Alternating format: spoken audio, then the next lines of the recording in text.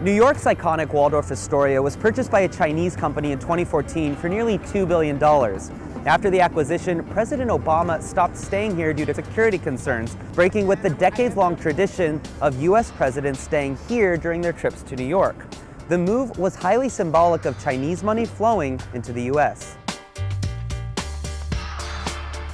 Billions of dollars flow into the US from China in the form of investments every year, and in some parts of New York City, it's widespread. Chinese investments include 28 Liberty Street, Baccarat Hotel, and a stake in the General Motors building.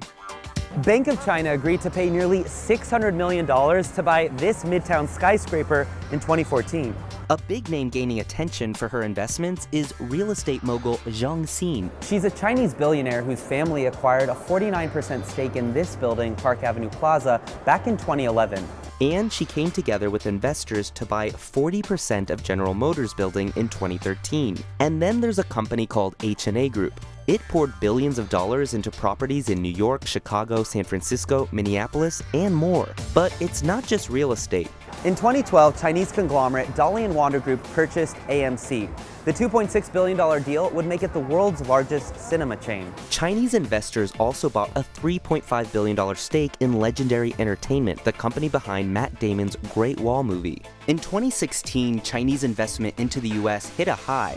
The next year, though, it declined significantly, reversing the trend. Just take a look at the China Investment Monitor, which tracks Chinese direct investment into the United States. The figures have generally been on an upward trend since the tracker was launched in 2000, peaking at nearly $46 billion in 2016. Then, investments dropped off. So why the sudden decline? Well, to understand that, we have to go back to the original surge. You see, Chinese people and businesses were growing wealthier, but they were worried about China's explosive growth slowing. After all, their holdings are priced in the yuan, and a drop in the yuan against other currencies would mean the value of their assets goes down. So mainland companies started buying up assets in other countries like the US. It was their way of diversifying their portfolios, hedging their bets against a downturn at home. But all of that money moving from Chinese bank accounts into foreign real estate and companies made Beijing anxious. The government was worried all of that capital abroad would do what Chinese businesses were concerned about in the first place: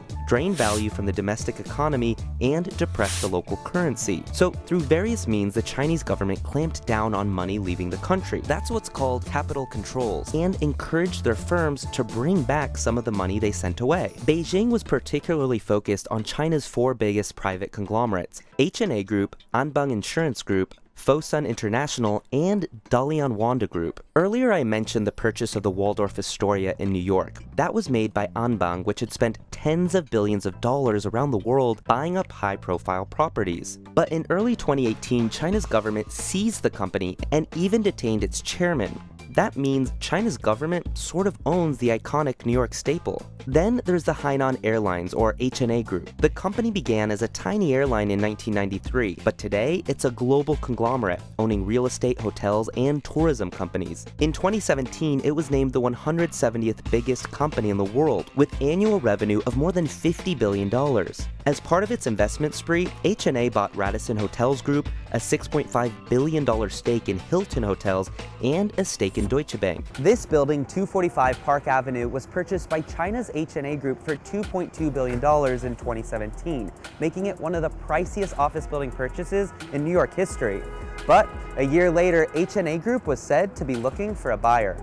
Proof that China's effort to rein in these companies is working. Just look at these assets in the US either for sale or being sold by some of China's biggest companies. Meanwhile, the US is making it more difficult for foreign buyers to invest, adding more roadblocks, and in some cases even citing national security concerns. The US blocked a deal by Alibaba-backed Ant Financial to try and buy MoneyGram. Meanwhile, Hainan Group dropped its bid to acquire hedge fund Skybridge Capital. Chinese investment in the US has leveled out to where it was before it surged earlier this decade, but whether it will fall further or make a comeback remains to be seen.